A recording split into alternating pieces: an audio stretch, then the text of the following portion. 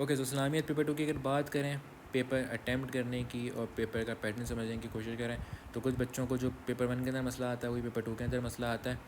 वहाँ main theme and importance में main theme होती है, यहाँ describe their teaching about what Muslim belief, इस टीचिंग पे मुसलमानों का ईमान क्या है वो आपने बताना है। How Muslims can put this teaching into actions, ये वही इंपॉर्टेंस वाली सवाल है। उसमें हम बोलते हैं कि ये सूरत हमारी मुसलमानों की ज़िंदगी में अहम कैसे है, यहाँ हम बताते हैं कि हम इसको अपने एक्शन पे कैसे लेकर आ सकते हैं। दोनों बातें एक ही हैं, दोनों बातें एक ही हैं, इम्पोर्टेंस और how Muslim can put these teachings into actions. ठीक है, तो इसके अंदर कुछ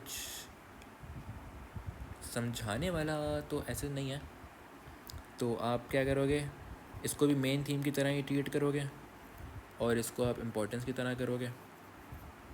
ठीक है, अब ये एक सूरत है, God does not look at your forms and your positions but he look at your heart and your deeds. इसमें आपने मेन थीम में अपना एक्सप्लेनेशन दे दी कि दिस हदीस teaches that this and blah blah blah blah. ठीक है, ये main theme में आपने कर दी। इंपॉर्टेंस में क्या करें, या हम इसको टीचिंग कैसे ज़िंदगी में लेके आ सकते हैं, वो जो आप इंपॉर्टेंस ऑफ मेन थीम वाले काम करते थे, क्या हम यही पॉइंट यहाँ लिख दें? नो, आप क्या करोगे, God does not look at your form and position but he looks at your heart and your deed. मतलब फ्रॉम दिस हदीस हम क्या कह सकते हैं, हमें जो है अपनी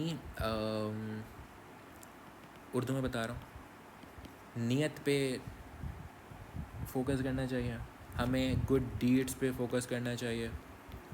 अब आप गुड डीड्स को थोड़ा एक्सप्लेन कर दो, प्रेयर हो गया, फास्टिंग हो गया, राइटिंग समझ आ रही है, हेल्पिंग अदर्स हो गया। ठीक है, ये गुड डीड्स हो गया।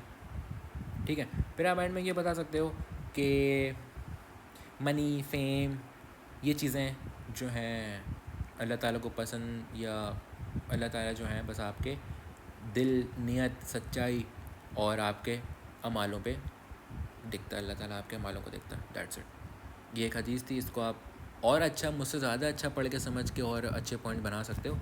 4 इंपॉर्टेंस या अपनी टीचिंग बतानी कि आप कैसे कर सकते हो।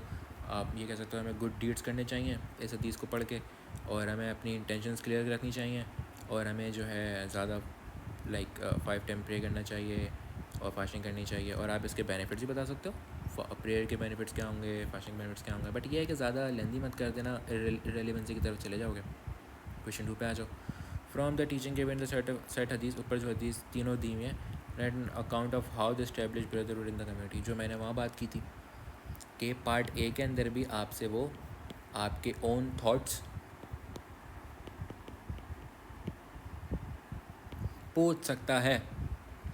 इन योर ओपिनियन, ये जो वर्ड आता है ना, वहाँ बच्चे खुश हो जाते हैं क्योंकि यहाँ पे आपको मार्किंग स्कीम बाउंड नहीं करती। क्वेश्चन में क्या करोगे, ओन वर्डिंग बिल्कुल, ओन ओपिनियंस बिल्कुल, डिटेल होना चाहिए, टॉपिक से रिलेटेड होना चाहिए, इररेलेवेंसी की तरफ नहीं भागना कि हदीस का पॉइंट कुछ और आप डेली लाइफ एग्जांपल देने लग जाओ जो कि बिल्कुल ही अलग हो गया। ऐड रेफरेंसेस पार्ट ए में कर सकते हो, मेन थीम में या हदीस में इतना नहीं कंसिडर किया जाता।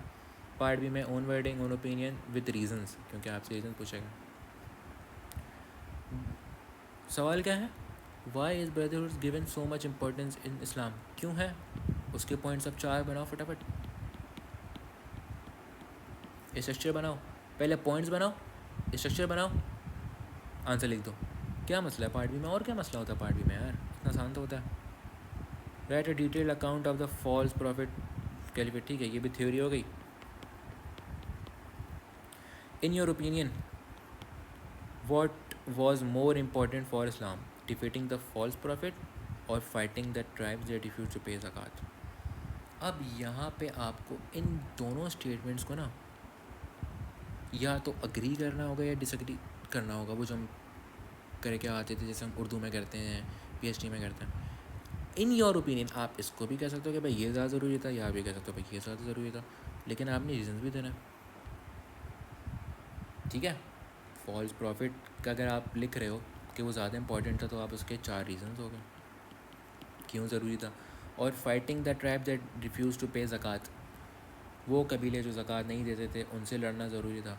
तो आपके नज़दीक ज़कात की ज़्यादा वैल्यू है या अपने ईमान या अपने बिलीव की ज़्यादा वैल्यू ज़्यादा है? आपको जो अच्छा लगे।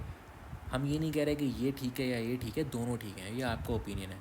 आप जितने ज़्यादा स्ट्रॉन्गर रीज़न दोगे आपका आंसर उतना ज़्यादा वैलिड लॉजिकल माना जाएगा, उसमें आपको नंबर मिलेंगे। ड्यूरिंग इस कैलिफेट ओनली, अच्छा देखो ड्यूरिंग इस कैलिफेट लिख दिया ना, आपको इसमें टाइम फ्रेम में बाउंड कर दिया। ये मैं बाउंड का वर्ड इसलिए यूज़ कर रहा हूँ बार बार, आप इर्रेलेवेंसी की तरफ भागते हो। बच्चे जो होते हैं वो क्या करते हैं, 2 पेज भरने के लिए ना जो कैलिफेट से बाहर भी चीज़ें होती हैं वो लिख देते हैं। उनका बर्थ लिख देते हैं, उनका बैकग्राउंड लिख देते हैं, वो हमें नहीं चाहिए। हमें ड्यूरिंग इस कैलिफेट चाहिए, ठीक है। डिटेल्ड होना चाहिए आपका आंसर, क्लियर होना चाहिए और रिलेटेड टू टॉपिक होना चाहिए। समझ आ रही है? अब आप बोलोगे कैलिफेट ओनली के बारे में, अगर मतलब हम कैलिफेट के बगैर या उसके अलावा के बाद लिखेंगे वो इर्रेलेवेंसी हो जाएगी, लेकिन रिलेटेड टॉपिक कैसे होगा? आप अगर कैलिफेट के अलावा कुछ लिखोगे तो वो टॉपिक में तो है ना, टॉपिक क्या है वो बकर, तो टॉपिक में तो रहेगा लेकिन टाइम फ्रेम से बाहर चला जाएगा, ठीक है। अच्छा, पार्ट बी में आप क्या करोगे, शुड हैव कंप्लीट नॉलेज। अब आपके पास रीज़न देने के लिए इन दोनों की नॉलेज होनी चाहिए। या तो आप ज़कात पे लिख रहे हो तो आपको उसकी नॉलेज पूरी होनी चाहिए, ठीक है, कि ज़कात फ़र्ज़ है, वाजिब है, सुन्नत है, क्या है। और आपको फॉल्स प्रॉफिट की भी नॉलेज होनी चाहिए। विदाउट नॉलेज आप अगर कोई बात करोगे तो वो तो इनवैलिड भी होगी और सही भी नहीं होगा। ओन वर्डिंग होनी चाहिए इसके अंदर, क्योंकि अपने ओपिनियंस हैं। Reasons related to the statement, proper reasons आपने देना है। ये नहीं कि आप लिख रहे हो ज़कात के बारे में लेकिन आप रीज़न्स इसके दे रहे हो, ये तो बिल्कुल बच्चों वाली बातें हो गई और इससे नंबर कटेंगे। क्वेश्चन 4 क्या कह रहा है, state the word of the शहादा, गिव एन अकाउंट ऑफ शहादत सैयद Islam theory. What do you think, what do you think और इन योर ओपिनियन में क्या फ़र्क होता है? कोई फ़र्क होता है?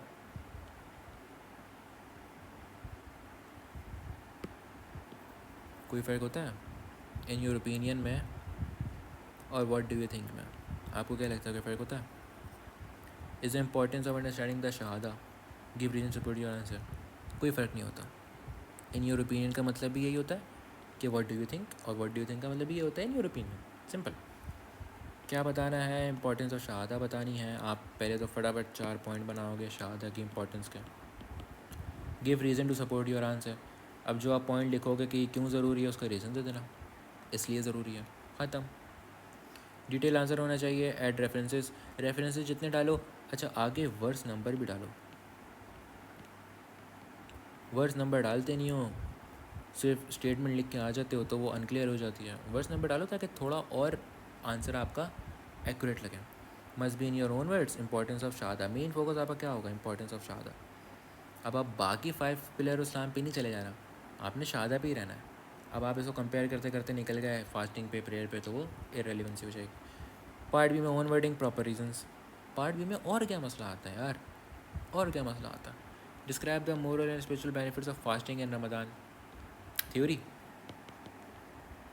कोई आपसे थॉट नहीं पूछेगा for Muslim and the society. अब यहाँ पे थोड़ा सा आपको ये हो सकता है कि आपके थोड़े ओपिनियंस ये मांगे आपसे, लिख लो क्या मसला है। बेनिफिट ऑफ फास्टिंग नहीं पता, वो अपनी सोसाइटी और मुस्लिम कम्युनिटी के साथ लिंक कर दो, ठीक है। क्या मसला है, कर सकते हैं ना। What do you consider to be the most important belief of fasting in Ramadan? Give and support your answer.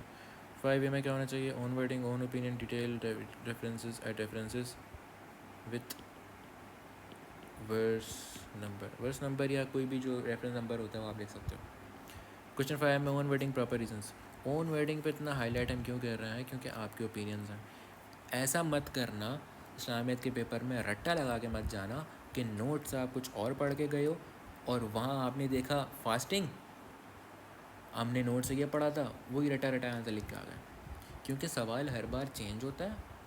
देखो सवाल का ना कॉन्टेक्स्ट पे जाओ कि सवाल मांग क्या रहा है आपसे।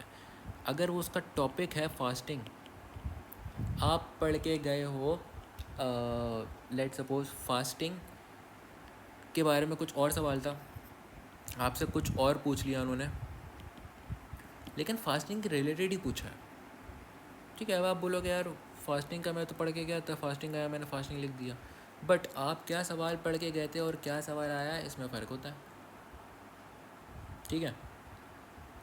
अब आप पढ़ के गए हो, लेट सपोज, इसकी कोई एग्जांपल नहीं आ रही मुझे, ठीक है। आप पढ़ के गए हो most benefit of fasting, most important benefit of fasting in Ramadan, आप पढ़ के गए हो इन रमदान। सवाल आ जाता है in normal daily routine means other than, या रमज़ान के अलावा किसी और मंथ में आप अगर फास्टिंग कर रहे हो, तो दोनों का टॉपिक तो सेम है, फास्टिंग। लेकिन कितना फ़र्क हो गया, आपके क्वेश्चन के पैटर्न में कितना फ़र्क हो गया। इधर आपने रमज़ान के बारे में बताना है कि रमज़ान में क्या फ़र्क होता है, जो आप पढ़ के गए हो, सवाब ज़्यादा मिलता है, सब लोग रखते हैं, रमज़ान में रोज़े फ़र्ज़ हैं, अदर देन रमज़ान किसी और मंथ के अंदर फ़र्ज़ नहीं है, सही है। ये की डिफरेंसेस हो गए ना दोनों के। तो ये बात समझना, आप जो सवाल पढ़ के जा रहे हो वो इसमें फ़िट नहीं हो सकता। आप इन अनदर मंथ के फास्टिंग के बेनिफिट पढ़ के गए हो तो वो रमज़ान में फ़िट नहीं हो सकता, ठीक है। इसलिए हम मना करते हैं बच्चों को कि रट्टा लगा के नहीं जाना है, क्योंकि आप एक वर्ड देख के समझते हो कि ये वही आंसर है और आप लिखना शुरू हो जाते हो, तो आपके नंबर ज़ाहिर सी बात है कटेंगे, आप आउट ऑफ द टॉपिक चले गए, इररेलेवेंसी आ गई सवाल में। आई होप पेपर 1 और पेपर 2 दोनों क्लियर हो गया होगा। इसमें इधर मैंने कोई सॉल्यूशन नहीं करवाया, इधर मैंने बेसिक पैटर्न बताया कि किस तरह, और पेपर अटैम्प्टेंट टेक्निक बताई है कि आपने पहले क्या करना है, देन क्या करना है, अटैम्प्ट किस तरह करना है, पैटर्न क्या होता है, पहले क्या लिखेंगे, बाद में क्या लिखेंगे, किस तरह लिंक करेंगे, दिस एंड दैट, ठीक है। इस्लामियत में पार्ट बी में आपको प्रैक्टिस किस में करनी है, सिर्फ पार्ट बी, इस पे ज़्यादा फोकस करो, क्योंकि पार्ट ए में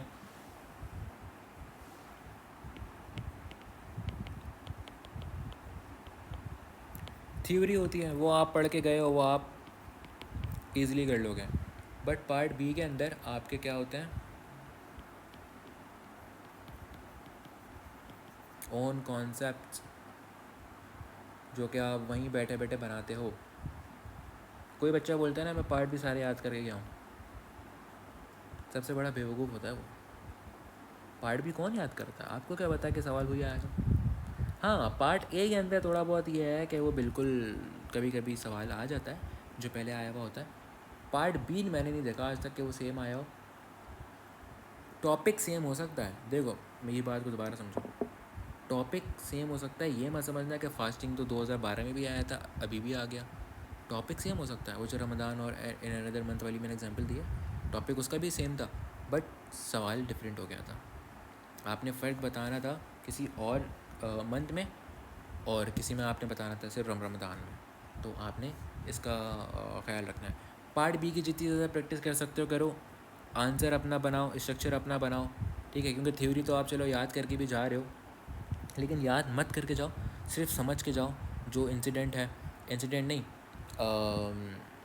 कोई अगर स्टोरी है या कोई ऐसा वाक़या, जैसे महराज का वाक़या है, वो आपको पता है, आपको पूरा पता है, बैटल ऑफ ओहद का वाक़या है, वो आपको पूरा पता है, वो आप बस समझ के जाओ, ठीक है। और नंबर्स याद करके जाओ, किस डेट में हुआ, कितने मुसलमान थे, बैटल ऑफ बदर में कितने मुसलमान थे, कितने शहीद हुए, ये आप बस, आपको ये चीज़ें याद करनी है, बस डेट, नंबर्स, न्यूमेरिकल वैल्यूज़ आपने बस याद करनी है। बाकी सारा आपने आके पेपर के दिन बैठ के ही अपना दिमाग चलाना है और वहाँ पे ही अपने जो है सारे थॉट्स लिखना है। बट पार्ट बी में आपने प्रैक्टिस इस तरह करनी है, सवाल खोलो, सवाल खोलने के बाद 4 पॉइंट बनाओ। अगर आप ऐसे स्टूडेंट हो कि जो सोच के आंसर डेवलप कर सकता है बैठे बैठे, तो आप बस पॉइंट बना के छोड़ दो, आप बस पॉइंट बनाने पे फोकस करो। लेकिन अगर कोई बच्चा ऐसा है जिसके इंग्लिश थोड़ी सी वीक है, या जो कि पॉइंट्स को पैराग्राफ में कन्वर्ट नहीं कर सकता, या उसको मुश्किल फेस होती है, तो वो पूरे पूरे जो है पैराग्राफ बनाए, एक ही पैराग्राफ बनेगा, बनाए, ठीक है। उसमें अपनी ग्रामर इन्हेंस करे, वोकैबलरी इन्हेंस करे, अपने वर्ड्स इन्हेंस करे, और जब ये चीज़ें करेगा तो ऑटोमेटिकली उसका आंसर स्ट्रॉन्ग हो जाएगा और पॉइंट्स भी अच्छे अच्छे लिख सकता है। सो इस्लामियात के अंदर आपने पार्ट बी पे फोकस करना है, क्योंकि 4 नंबर अगर आप कर रहे हो, कितने, 1 2 4 सवाल है ना, 16 नंबर तो आपके ऐसे ही हो गए मुफ्ते के। इन योर ओपिनियन के अंदर वो आपके एक और चीज़, इन योर ओपिनियन जहाँ आ जाए ना, मैं क्यों कहता हूँ बल्ले बल्ले, इन योर ओपिनियन, इसमें मार्किंग स्कीम आपको बाउंड नहीं करती, आप कुछ भी लिख सकते हो क्योंकि आपका ओपिनियन है ना। तो आप अगर उसमें कोई ऐसी बात लिख रहे हो जो कि आप नहीं पढ़ के गए, नंबर तो आपको उसको भी मिल रहा है। समझ आ रही है बात। तो 16 नंबर जो हैं आपके आउट ऑफ 50, ये तो कंफर्म करो, ये तो पक्के पक्के करो, इसके तो पॉइंट्स बना के जाओ, ठीक है। और जो पार्ट ए होता है ना, उसी से पार्ट बी बनता है। तो अगर आप फास्टिंग पढ़ के जा रहे हो तो उसके पार्ट बी के पॉइंट्स के सवाल ढूंढो, उसकी प्रैक्टिस करो, ठीक है। Same goes for P1। P1 के अंदर भी यही करना है, मेन थीम और इंपॉर्टेंस ऑफ मेन थीम थोड़ा समझो, ठीक है, उसका पैटर्न समझो, उसकी प्रैक्टिस करो। आपको जब तक लिखोगे नहीं आपको डिफरेंस पता नहीं चलेगा, एक बार लिख लोगे आपको डिफरेंस पता चल जाएगा, अच्छा मेन थीम में ये करना है, इंपॉर्टेंस में ये करना है। आई होप आपको ये क्लियर हो गया हो, नहीं क्लियर हो आप सवाल पूछ सकते हो।